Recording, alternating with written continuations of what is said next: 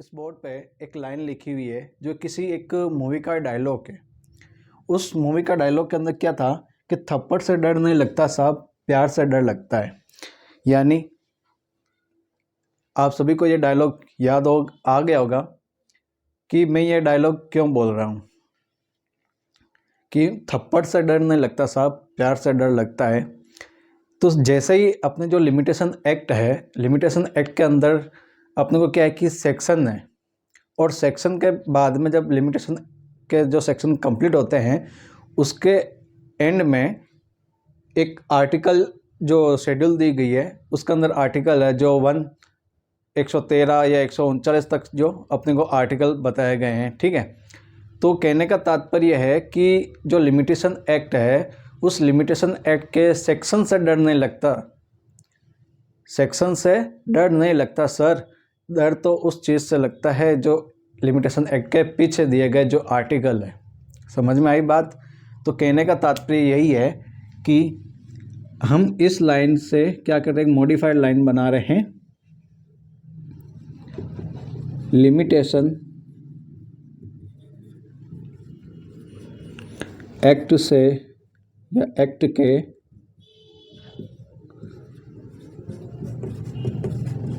Section से डर नहीं लगता सर, जो इसके पीछे आर्टिकल दिए हुए हैं उनसे लगता है। ठीक है, ये हर एक स्टूडेंट का एक फियर होता है कि भाई मैं सेक्शन तो येन केन प्रकरण याद कर लूँगा, लेकिन जो इसके पीछे आर्टिकल दिए गए हैं तो वो किस प्रकार से याद करूँगा। आर्टिकल के पीछे अलग अलग टेन्योर दिया गया है, जो टाइम दिया गया है, तो वो किस प्रकार से याद करूँगा, जब इसका प्रारंभ होगा तो वो कब होगा। तो वो सारी चीज़ें इस वीडियो के माध्यम से या इस लेक्चर के माध्यम से मैं किशन व्यास आपको एक आपका जो भ्रम है वो दूर कर दूंगा कि किस प्रकार से अपन को याद करना है। ठीक है, तो पहला जो अपना सेक्शन है जो लिमिटेशन एक्ट है, लिमिटेशन एक्ट के अंतर्गत अपने को 32 सेक्शन दिए गए हैं। ठीक है, 32 सेक्शन, और जो एक्ट है इसका एक्ट नंबर अपने को क्या दिया गया है, 36 दिया गया है। तो कहने का तात्पर्य है, मैं अब इस लाइन को ध्यान में रखना, अपन को लिमिटेशन का सेक्शन से नहीं डर लगता है, किससे डर लगता है, इसके पीछे का जो आर्टिकल है। अब इस आर्टिकल का जो फियर है वो दूर करूंगा मैं अपने आने वाले वीडियो के माध्यम से। ठीक है, तो बने रहिएगा मेरे साथ, और आप भी। चलते हैं, आज अब एमपीसीजी का जो फर्स्ट लेक्चर है वो डिस्कस कर रहे हैं। सबसे पहला लिमिटेशन एक्ट है अपने पास में, लिमिटेशन एक्ट 1963। इसके अंतर्गत कितने सेक्शन है अपने को, 32 सेक्शन दिए गए हैं टोटल। एक्ट नंबर क्या आ जाएगा इसका, 36। ठीक है, और ये कब लागू हुआ था, 1 जनवरी 1964 को क्या हो गया, ये लागू हो गया। संपूर्ण भारत में ये एक्ट लागू है। तो ये तो क्या हो गई, नॉर्मल सी बात हो गई कि क्या चीज़ है क्या नहीं है। ठीक है, अब जो लिमिटेशन क्या है कि जो परिसीमा अधिनियम 1963 है वो क्या बताता है कि जब अपन कोई भी कोर्ट होता है, कोर्ट के अंदर जब वाद या अपील या आवेदन करते हैं तो वो उन्हीं वादों को सुनेगा या उन्हीं जो अपीलों को सुनेगा या उन्हीं आवेदनों को स्वीकार करेगा जो व्यक्ति अपने अधिकार के प्रति क्या होगा, सजग रहेगा, सक्रिय रूप से कार्य करेगा। जो व्यक्ति सक्रिय रूप से काम नहीं करता है, अपने अधिकार के प्रति ध्यान नहीं रखता है, सक्रिय नहीं है, तो वो एक सुसुप्त अवस्था में, और सुसुप्त अवस्था के अंतर्गत ये जो अधिनियम है ये उसको क्या कर सकता है, फायदा नहीं दे पाता है। तो कहने का तात्पर्य क्या है कि एक जो अपन मैगजीम है, उस मैगजीम के माध्यम से अपन क्या करते हैं, इसको बात करते हैं। जो अपने एक विधि शास्त्र के रूप में जो एक सुस्थापित प्रिंसिपल दिया गया है, उसी प्रिंसिपल के माध्यम से अपन देखते हैं कि विधि क्या करेगी। विधि जागरूक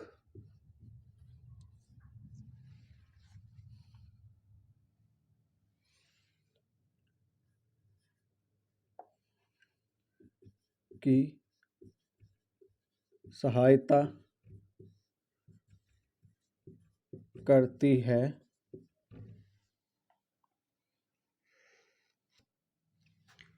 न कि सुषुप्त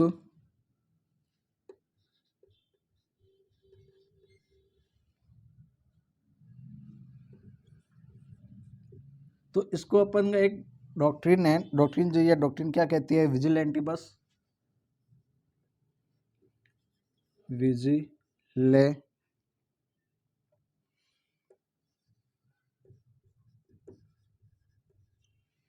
विजिलेंटिबस इट नॉन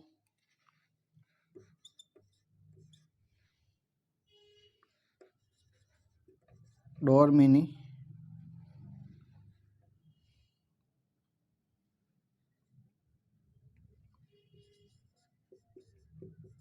टिबस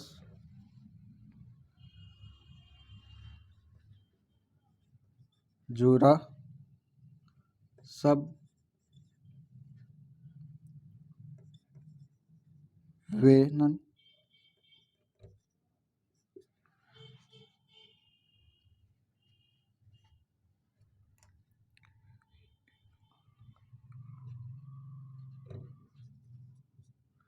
ठीक है। तो ये जो अपनी डॉक्ट्रिन है, इस डॉक्ट्रिन क्या कहती है कि जो विधि है जागरूक व्यक्ति की सहायता करती है, न कि सुषुप्त की। जो निष्क्रिय बंदा है उसका ये जो एक्ट है वो उसकी सहायता नहीं कर पाएगा। तो अपने को क्या रखना है, जागरूक रहना है, और जागरूक रहते हुए अपने अधिकारों को क्या करना है कि अधिकारों को इस्तेमाल करते हुए जो अधिकार हैं अपने मिले हुए उनको सदुपयोग करना है। तो ये क्या करता है कि एक्ट एक टाइम पीरियड यानी समय का निर्धारण करता है। टाइम पीरियड क्या है कि भाई जैसे कोई भी अपने को कोर्ट के अंदर अपील करनी है, आवेदन करना है, या अपन को कोई भी वाद दायर करना है, तो उसका एक निश्चित टाइम पीरियड होता है। और उस टाइम पीरियड को अगर अपन बाढ़ हो जाते हैं तो अपना कोर्ट के अंदर अपना जो अधिकार है, अपना पक्ष रखने का जो अधिकार है वो अपन नहीं रख पाते। तो आप ये ध्यान में रखना कि भाई अपन को कोई भी काम करना है, वाद करना है या अपील करनी, आवेदन करना है, तो वो एक निश्चित टाइम पीरियड के अंतर्गत ही अपने को करना होगा। अगर आप उस टाइम बाद अगर आप आवेदन करते हो तो कोर्ट के माध्यम से वो उसको स्वीकार नहीं किया जाएगा। यहाँ तक समझ में आ गया? ठीक है, नेक्स्ट बनते हैं। अब ये जो अधिनियम है ये क्या है कि एक लोक नीति पर आधारित है, यानी लोक नीति को अग्रसर करने के लिए इसको क्या किया गया है कि लागू किया गया है। और ये एक कह सकते हैं कि एक जनरल लॉ है, सामान्य विधि है, यानी किसके अंतर्गत जो किसी भी विशेष विधि है परिसीमा के बारे में प्रावधान किया गया है तो वो परिसीमा अधिनियम वहाँ पर लागू नहीं होगा। अगर अपने पास में कोई भी एक्ट है वहाँ पर स्पेशल जो टाइम पीरियड बताया गया है तो वहाँ पर ये परिसीमा अधिनियम लागू नहीं होगा। इसको क्या कह सकते हैं कि अपन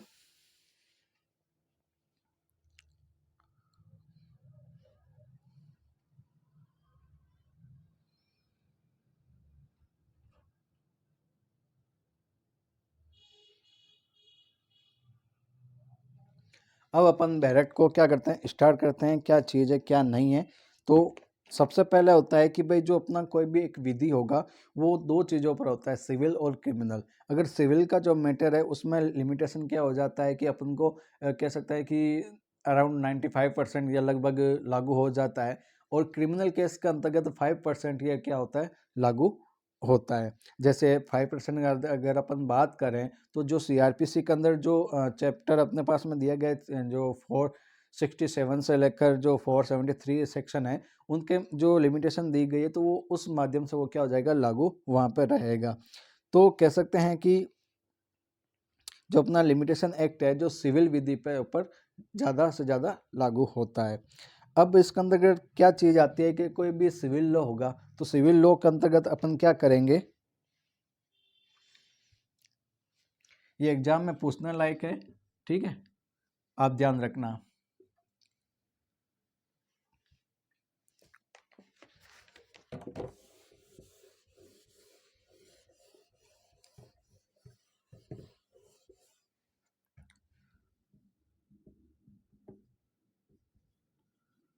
अब सिविल लॉ के अंतर्गत 3 चीज़ें आती है। पहला, आप क्या करोगे, शूट फाइल करोगे। दूसरा क्या करोगे, एप्लीकेशन लगाओगे।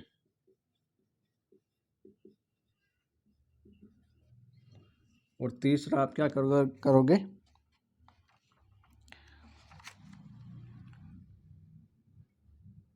Memorandum of appeal.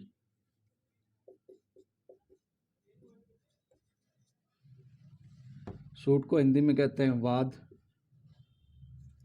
एप्लीकेशन को हिंदी में कहते हैं आवेदन, और यहाँ पे होगा अपील का ज्ञापन।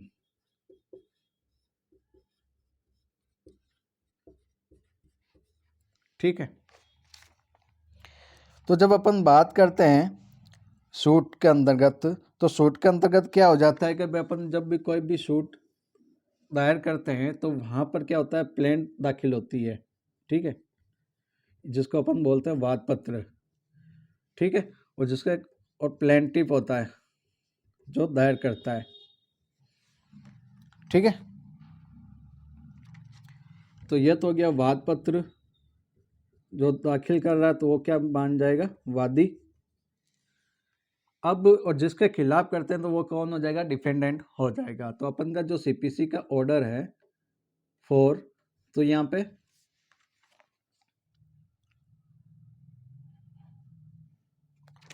अगर स्वीकार कर लिया जाता है तो वो क्या हो जाएगा, प्लेंट एडमिट हो जाएगी। ठीक है दोस्तों,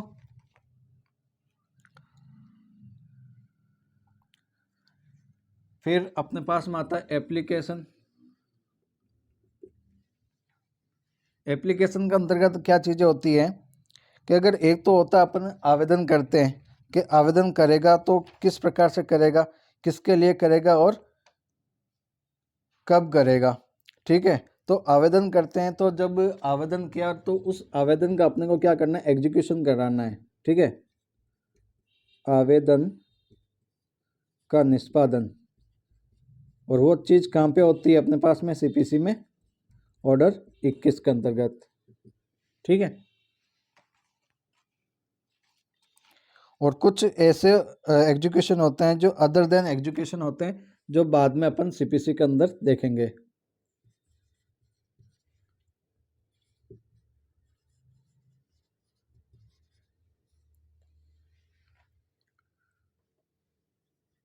अन्यत्र निष्पादन का आवेदन, ठीक है, मोटा मोटा रूप से। और ये वाली चीज अपन कहाँ देखते हैं, मेमोरेंडम अपील होती है, ये जो अपन को अलग से देखना होता है, ठीक। और कहाँ पर देखते हैं ये आपको भली भांति पता होगा। तो मेन जो अपन का कहने का तात्पर्य ये अभी अपन नहीं देखेंगे, अपने जो काम आने वाला है एप्लीकेशन और शूट, तो ये जो लिमिटेशन के अंतर्गत होता है, और ये सीपीसी के अंदर प्लेंट और प्लेंटिव होता है, और आवेदन का जो एग्जीक्यूशन है वो किसके अंतर्गत होगा, सीपीसी का ऑर्डर 21 के अंतर्गत होगा। तो कहने का तात्पर्य है जो सेक्शन अब बात करते हैं इसके अंतर्गत क्या क्या चीज़ें आएगी, क्या क्या इसके अंदर कितने पार्ट में बंटा हुआ है, तो वो सारी चीज़ें अपन देखते हैं। ये अब अपना लिमिटेशन एक्ट स्टार्ट हो रहा है, यहाँ तक मैंने बता दिया क्या क्या चीज़ें आती है सूट के अंदर और एप्लीकेशन के अंदर क्या होगा।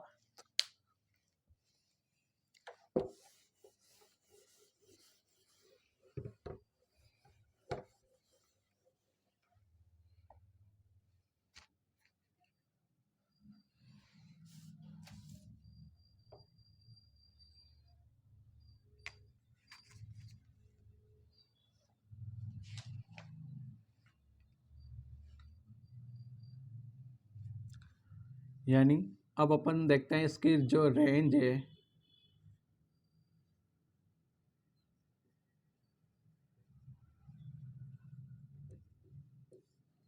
तो ये भी अपने को ध्यान में रखनी है। तो एक साइड में तो आ जाएगा अपने पास में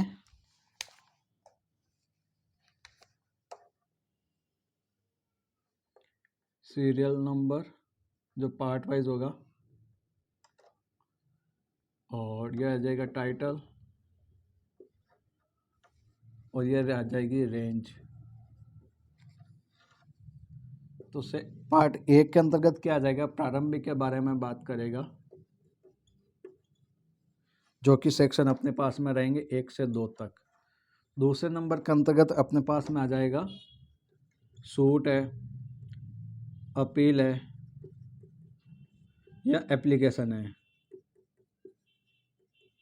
इनके बारे में बात करेगा, जो सेक्शन 3 से लेकर 11 तक रहेगा। उसके बाद में अपने पास में कि भाई आप क्या करोगे, कैलकुलेट करोगे जो लिमिटेशन जो टेन्योर होगा उसका, परिसीमा काल की गणना। ये अपने को कहाँ से कहाँ तक दिया गया है, 12 से 24 तक। फिर चौथा पार्ट क्या आ जाता है कि जो ओनरशिप है, पोजेशन ऑफ ओनरशिप, ठीक है, स्वामित्व का कब्जा। इसके अंतर्गत कौन कौन से सेक्शन आ जाएंगे, 25 से लेकर 27 तक, जिसके अंतर्गत चीरबोकार वो सुखाधिकार का वो बात बताएगा। फिर आता है मिसलेनियस प्रकीर्ण,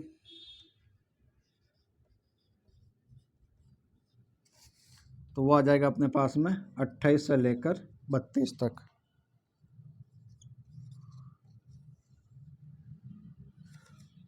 अब अपने एग्जाम में कौन सा क्वेश्चन ज़्यादा पूछ लिया जाता है कि भाई रेंज के माध्यम से, तो रेंज के माध्यम से अब 2 चीज़ें ध्यान में रखना कि आपका जो वाद और अपील आवेदन है वो कौन सी रेंज के अंतर्गत आता है, तो सेक्शन 3 से लेकर 11 के अंतर्गत आता है। एक तो ये क्वेश्चन पूछ लिया जाता है, यहाँ पे मैंने स्टार लगा दिया। एक परिसीमा काल की जो गणना होती है, ये क्वेश्चन पूछ लिया जाता है, तो ये भी अपने को दोनों चीज़ें ध्यान में रखनी है, ठीक है। टोटल सेक्शन कितने हो गए इसके अंतर्गत, 32 सेक्शन हो गए, और ये वाली दोनों चीज़ें आपको ध्यान में रखनी है। अब आगे चलते हैं अपन,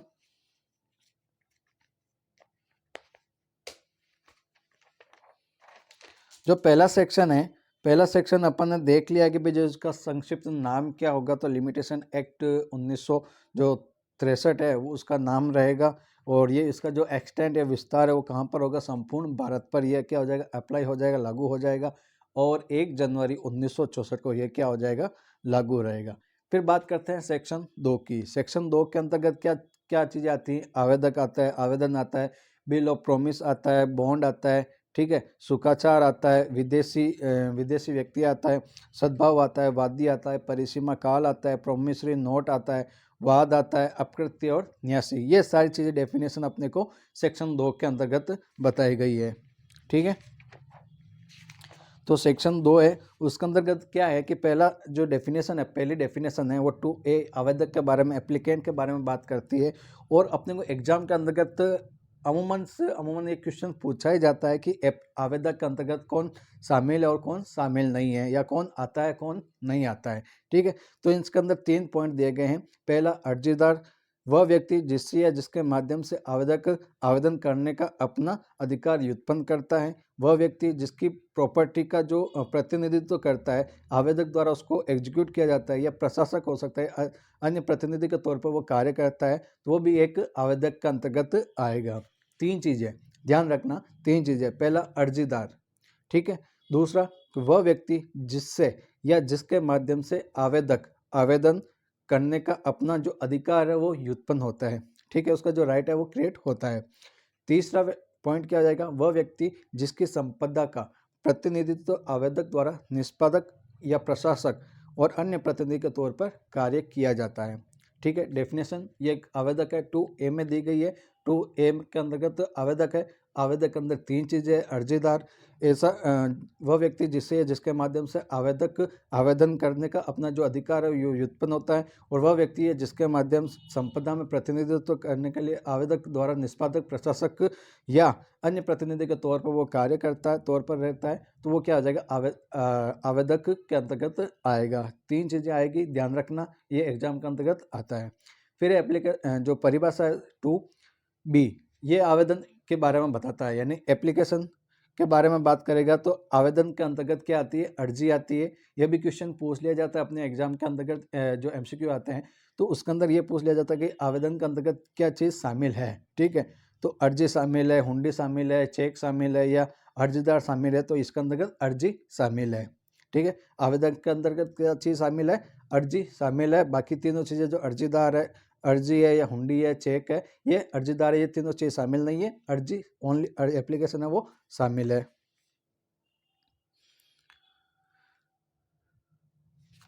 फिर आता है अपने पास में 2C, और उसको ग बोला जाता है, बिल ऑफ एक्सचेंज, विनिमय पत्र। विनिमय पत्र के अंतर्गत हुंडी और चेक आते हैं। ये भी एग्जाम के अंतर्गत पूछा जाता है कि विनिमय पत्र के अंदर क्या चीज़ शामिल है, तो आपको 4 ऑप्शन दे देंगे, और जैसे अर्जीदार है, अर्जी है, या हुंडी है, चेक है, या आपको क्या देंगे, बंद पत्र। ये सारी चीज़ें अब सदम अगर आपको दे दिया जाता है तो आपको टिक जो राइट मार्क करना है वो हुंडी और चेक के माध्यम से, ये ध्यान में रखना है, हुंडी और चेक के अंतर्गत विनिमय पत्र में आता है, तो ये चीज़ आपको ध्यान में रखनी है। फिर नेक्स्ट जो डेफिनेशन है 2D, 2D ये कहता है कि बंद पत्र यानी बॉन्ड के बारे में बताता है कि ऐसा कोई भी लिखित या ऐसा कोई भी इंस्ट्रूमेंट आएगा जिसके द्वारा कोई भी व्यक्ति किसी अन्य को धन देने के लिए अपने इस शर्त पर बाध्य के अधीन कर लेता है कि यदि कोई विनिर्दिष्ट कार्य किया जाए या न किया जाए, जैसे भी स्थिति हो, तो वह बाध्यता शून्य हो जाएगी। ठीक है, कहने का तात्पर्य है बॉन्ड क्या चीज़ होता है कि भाई बॉन्ड भरवाया जाता है। देखो मैं एक सीधी सी बात कहता हूँ कि अगर आपकी एक गवर्नमेंट जॉब नहीं लगती है तो आप क्या करते हो कि प्राइवेट जॉब के अंतर्गत जाते हो। जब भी आप कोई भी प्राइवेट सेक्टर के अंदर जाते हो तो वहाँ पर एक बॉन्ड भरवाया जाता है सिक्योरिटी के रूप में। तो सिक्योरिटी के रूप में जैसे आपको 1 लाख है, 2 लाख है या 5 लाख रुपए के जो अमाउंट है वो एक टाइम पीरियड दिया जाता है कि भाई आप 2 साल के अंतर्गत आपको ये जो बॉन्ड भरना पड़ेगा, 2 साल का बॉन्ड भरना पड़ेगा और 5 लाख रुपए जमा कराने पड़ेंगे। तो वो जो 2 साल का बॉन्ड है या 2 साल का बॉन्ड या 2 लाख रुपए आप जमा करवाते हो, वो आपका बॉन्ड है कि निश्चित आपको क्या कर दिया जाता है कि एक निश्चित धन के लिए इस शर्त पर बाध्य कर दिया जाता है कि भाई आप ये नौकरी छोड़ के नहीं जाओगे। यदि कोई विनिर्दिष्ट कार्य किया जाए या न किया जाए, जैसे भी स्थिति हो, वह बाध्यता शून्य हो जाएगी। अगर आप उस बाध्यता का कोई भी काम कर देते हो, ठीक है, मतलब है कि 2 साल वहाँ पर काम कर लिया और वो नौकरी छोड़ के नहीं गए, तो वो जो आपकी बाध्यता लगाई गई थी वो क्या हो जाएगी, वॉइड हो जाएगी। और वो अब अगर आप क्या करते हो 2 साल से पहले छोड़ के चले जाते हो तो वो बाध्यता क्या हो जाएगी, आपकी वैलिड हो जाएगी। भाई आप अब आपके खिलाफ क्या किया जा सकता है, केस फाइल किया जा सकता है। तो ये भी आप एक निश्चित रूप से ध्यान में रखने वाली बात है। फिर 2A आता है, 2E यानी प्रतिवादी के बारे में बात करता है। इसके अंतर्गत ये भी क्वेश्चन आपको पूछ लिया जाता है जब आप अर्जीदार वाले जो आवेदक है, आवेदक वाला जो क्वेश्चन आएगा तो इसके अंतर्गत आपको एक तो पॉइंट आवेदक का मिलेगा, बाकी जो सारे पॉइंट है A, B, C, D तीनों पॉइंट आपको किसके मिलेंगे, प्रतिवादी के मिलेंगे। और जब क्वेश्चन आपका प्रतिवादी का हो तो एक पॉइंट आपको प्रतिवादी का मिलेगा और बाकी के तीनों पॉइंट आपको आवेदक का मिलेंगे। ये आपको जो क्वेश्चन जो सोल्व करने का जो ट्रिक है वो मैं आपको बता दिया हूँ। तो पहला है वह व्यक्ति जिससे या जिसके माध्यम से प्रतिवादी यह दायित्व व्युत्पन्न करता है उस पर वाद लाया जा सकेगा। वह व्यक्ति जिसकी संपदा का प्रतिनिधित्व प्रतिवादी द्वारा निष्पादक, प्रशासक, अन्य प्रतिनिधि के रूप में किया जाता है तो वो प्रतिवादी कहलाएगा। फिर आता है 2F के अंतर्गत चक सुखाचार के बारे में बात करता है। संविदा से अद्भुत न होने वाला ऐसा अधिकार जिसके द्वारा कोई भी व्यक्ति किसी अन्य की मिट्टी की किसी भाग को या किसी अन्य की भूमि में उगी हुई या उसके संलग्न उस पर अस्तित्ववान किसी चीज़ को हटाने या अपने लाभ के लिए विनियोजित करने का हकदार होता है। सुखाचार का मतलब होता है कि जैसे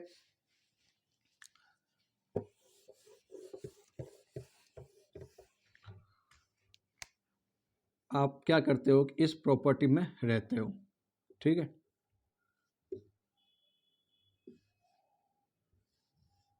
ठीक है, ये आपका एक घर है और एक कॉलोन मतलब एक ये पूरा एरिया बना हुआ है, उस एरिया के अंतर्गत एक और ये घर है मकान मालिक का, सपोज समझ लो।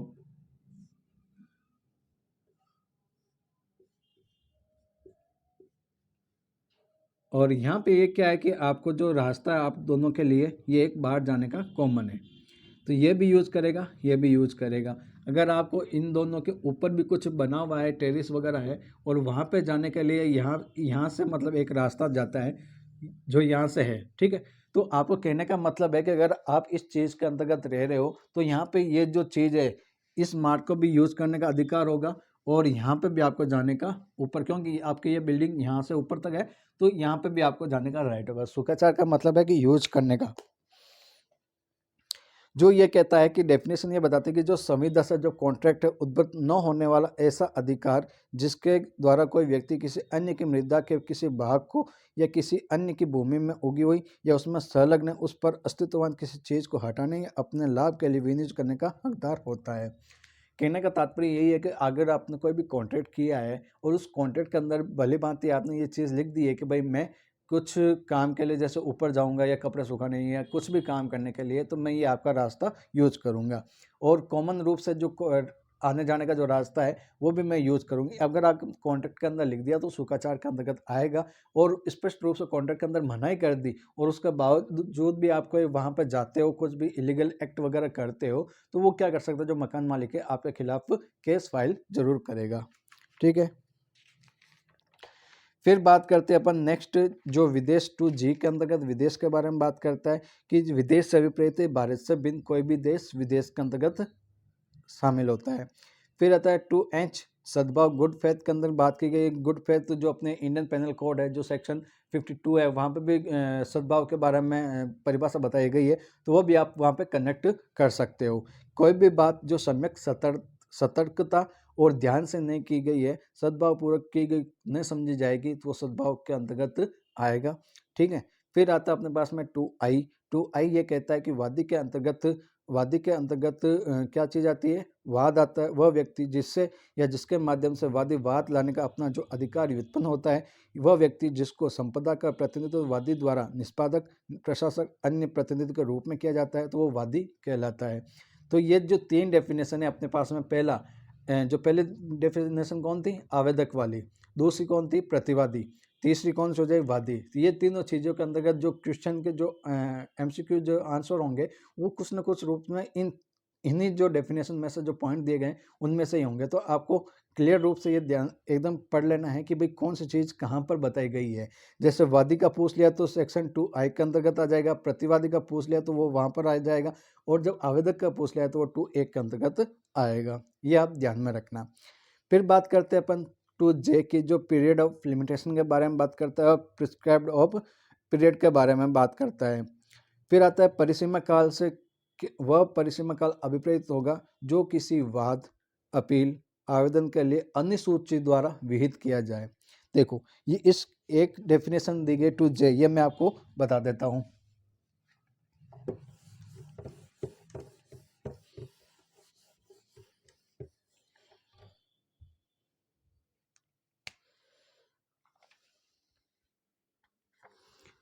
देखो आपके क्वेश्चन के अंतर्गत क्या आता है, एक तो क्वेश्चन ये आ जाता है परिसीमा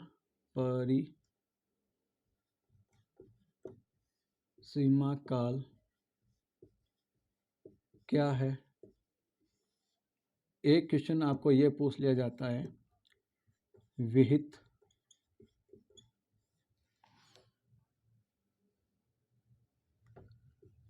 काल क्या है। ठीक है, जब आपको परिसीमा के बारे में पूछ लिया जाता है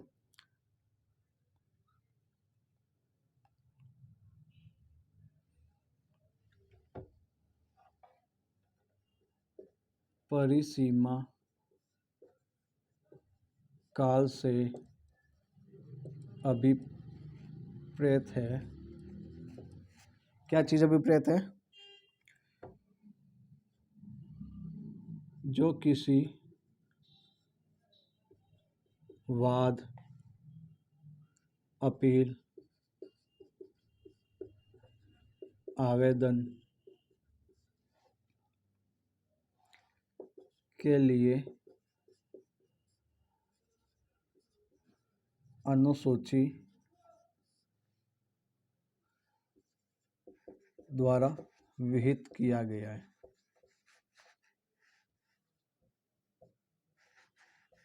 ठीक है, अब अनुसूची का मतलब है जो पीछे अपने शेड्यूल दी गई है तो वो क्या हो जाएगा, परिसीमा काल होगा। और विहित काल क्या हो जाएगा,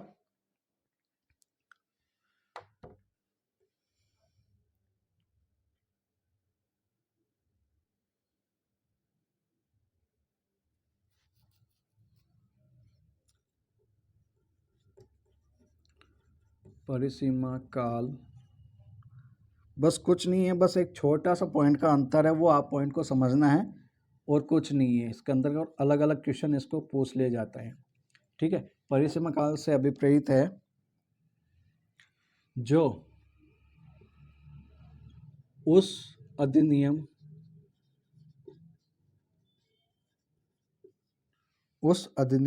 के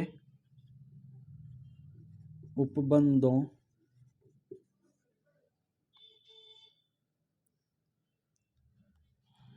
के अनुसार संगणित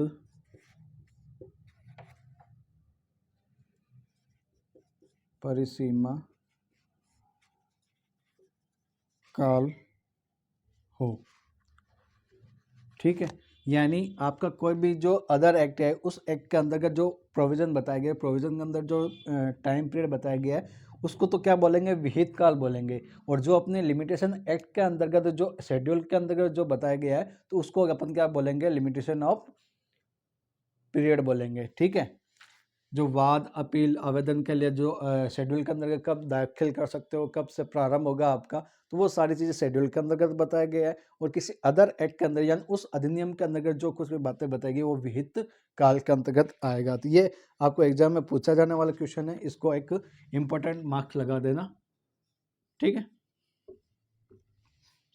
और ये कहाँ पे बताया गया है, 2J के अंतर्गत बताया गया है। हिंदी में इसको क्या कहते हैं, ना माना कुछ नहीं।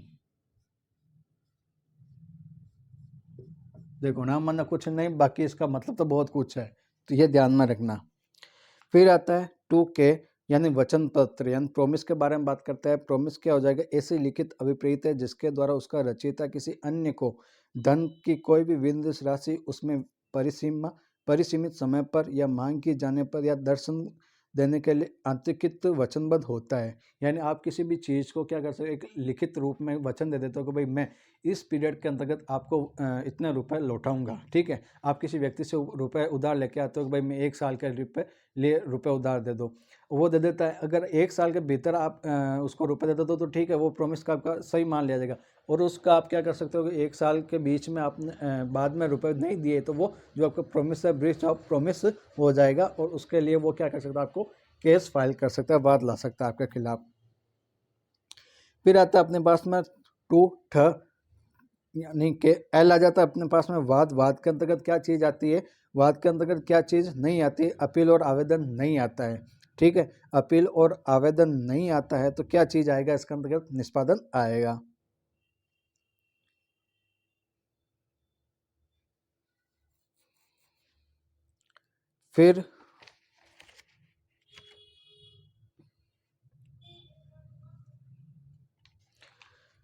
फिर बात करते हैं टॉर्ट की, अपकृत्य 2E के बारे में,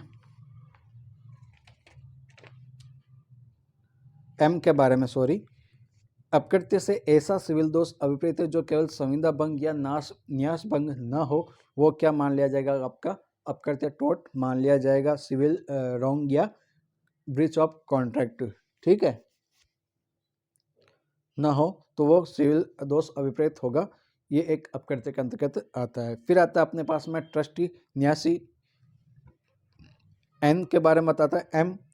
एम तो हो गया, तो वो जो अपकृत्य हो गया, और न्यासी क्या हो जाएगा, आपके एन हो जाएगा। कि ऐसा बेनामीदार बंधक की तुष्टि हो जाने के पश्चात कब्जे से बना रहने वाला बंधकदार हक के बिना सदोष कब्जा रखने वाला व्यक्ति नहीं आता है।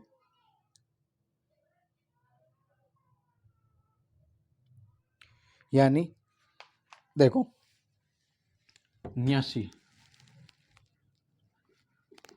पहला व्यक्ति कौन आ जाएगा, बेनामीदार।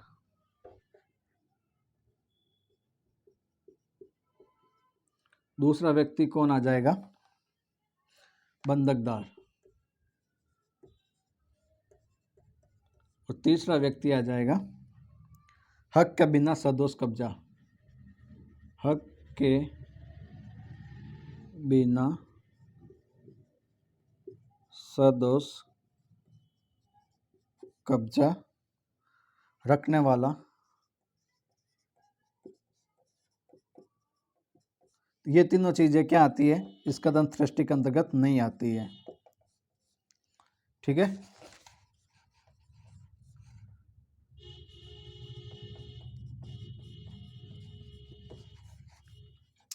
ठीक है दोस्तों। अब अपने पास में जो पार्ट 2 है वो कहाँ से कहाँ तक आ जाएगा? 3 से लेकर सेक्शन 11 के अंतर्गत आएगा, जो ये कहता है कि आप परिसीमा का जो वर्जन है वो किस प्रकार से करोगे। वाद, अपील और आवेदन की जो परिसीमा है उसके अंतर्गत बार ऑफ लिमिटेशन के बारे में पूछ लिया जाता है। और इसके अंदर जो सेक्शन 3 है जो परिसीमा द्वारा वर्जन की बात करता है, सेक्शन ये पहला क्लोज है कि सेक्शन 4 से लेकर 24 तक जिसके अंतर्गत ये दोनों धाराएं आती है, इनके अंतर्गत उपबंधों के अध्ययन यह है कि विहित काल के पश्चात हर संस्थित वाद, की गई अपील और किया गया आवेदन क्या कर दिया जाता है? खारिज कर दिया जाता है।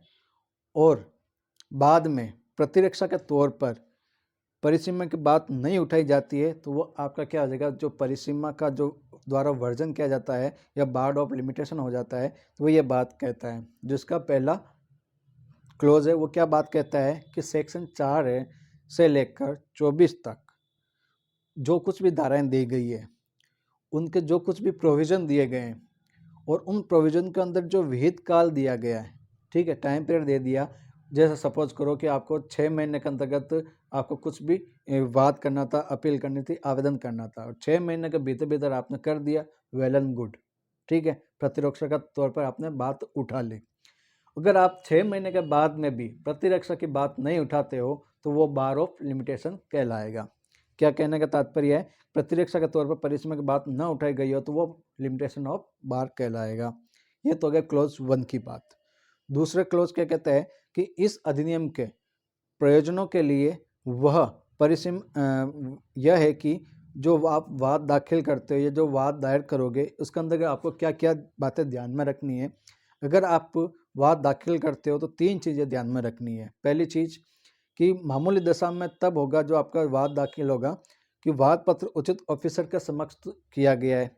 दूसरा, अगर आप अकिंचन की दशा में कर रहे हो वाद दाखिल, तो जब अकिंचन के तौर पर वाद लाने की इजाज़त के लिए उसके द्वारा आवेदन किया जाता है जो अकिंचन रूप से ऑर्डर सीपीसी का 33 है, ठीक है। और अगर आप बात करते हो तो सेक्शन 13 भी अपन इसके साथ में सब पठित कर सकते हैं।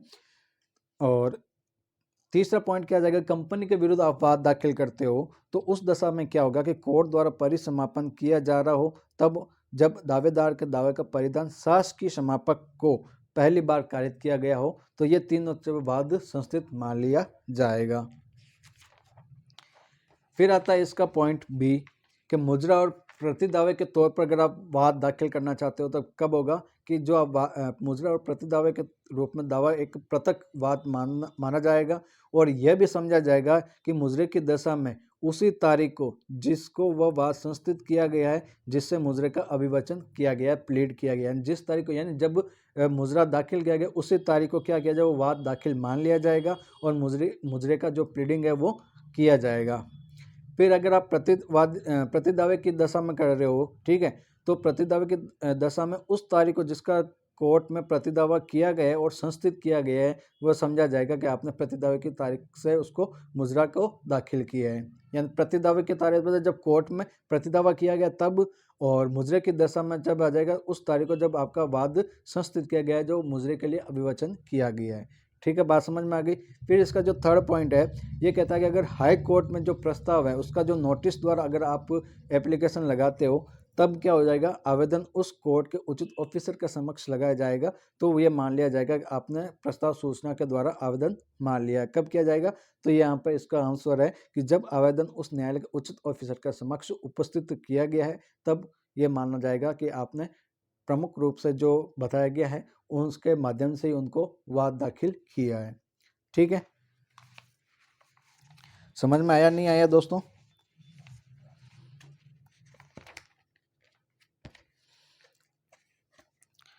ठीक है, मैं आपको इसको एक शॉर्ट में बता देता हूँ। डस्टर कहाँ गया?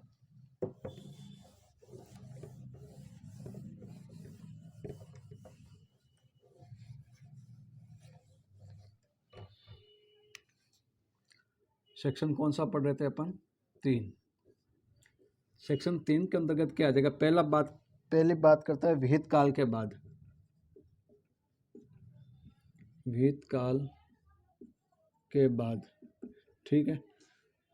पहले तो इसके अंतर्गत क्या क्या चीज़ है अपने पास में? अगर आप वाद दायर करते हो और किन बिहाफ पे करते हो? अपील, आवेदन, तो आपका वाद क्या हो जाएगा? खारिज हो जाएगा। ठीक है। दूसरा है परिसीमा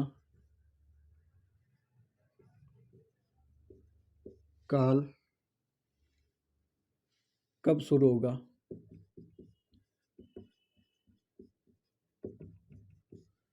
तो इसके अंदर भी 3 पॉइंट दिए गए ABC। अगर आप वाद के बारे में बात करते हो, ठीक है, और सामान्य रूप से करते हो, वाद भी कब है? सामान्य, या अंकिंचन की दशा में करते हो, या कंपनी के रूप में करते हो, कंपनी के विरुद्ध,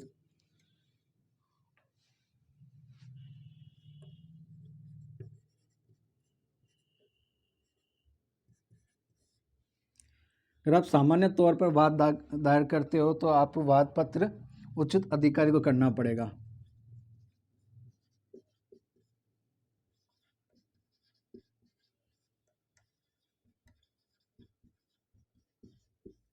अगर आप अंकिंचन की दशा में करते हो तो आपको आवेदन लाने वाले को, एक सेकेंड, क्या है अंकिंचन की दशा में?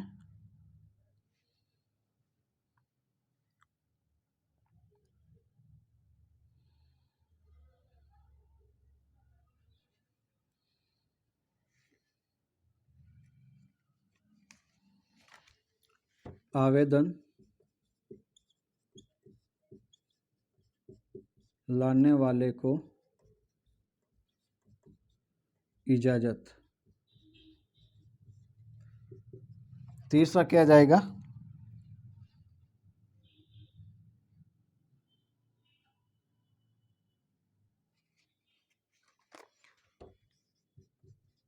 दावे का परिदान किसको किया जाएगा?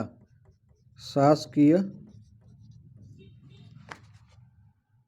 समापक को। ठीक है, ये A, B और C पॉइंट आ गया इसके अंतर्गत। फिर अगर आप मुजरा की बात करते हो, और मुजरा के अंतर्गत भी 2 चीजें आती है, मुजरा और प्रतिदावा। ठीक है, तो मैं इसको ऐसे न करके पहला पॉइंट मुजरा के लिए यहाँ पे लिख देता हूँ।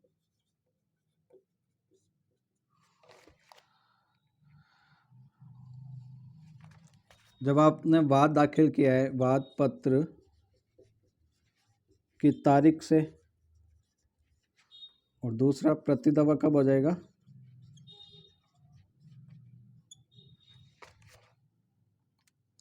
दावा प्रस्तुत जिस तारीख को।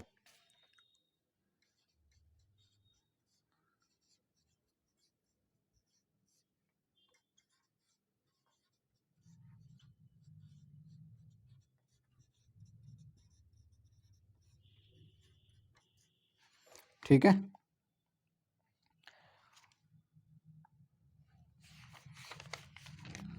फिर तीसरा आ जाएगा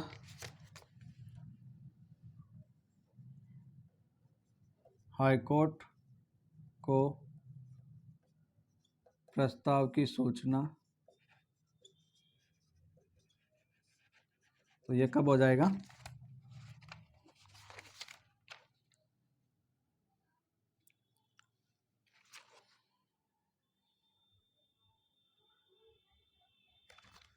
आप आवेदन लगाओगे,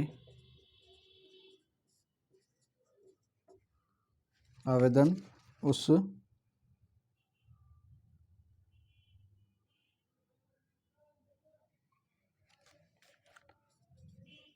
कोर्ट के उचित अधिकारी को,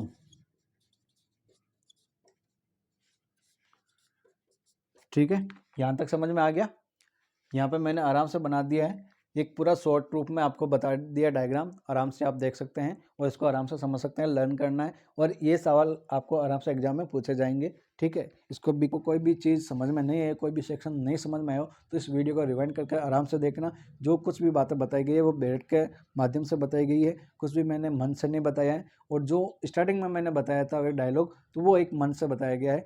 उस चीज़ को ध्यान में रखते हुए मैं ये लेक्चर आपको कंप्लीट बता दिया है, डायरेक्ट आपको कंप्लीट पढ़ा दिया है और अच्छे से समझाया है। कोई भी डाउट हो तो कमेंट बॉक्स में या चैट बॉक्स में मैसेज ज़रूर डालना। Thank you so much.